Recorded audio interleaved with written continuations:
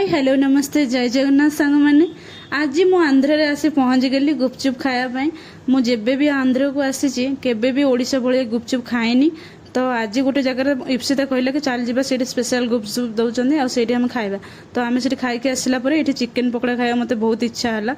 आज भावे मुझे चिकेन पकोड़ा खाऊँ यहाँ कालीर वीडियो आउ चिकेन पकोड़ा मुझे आसिले आने दी जन गले कि मंचूरियन खायापाई। ये मुझे बुले देखे दूसरी आंकर चिकेन पकोड़ा खाते रूम को आसीगली।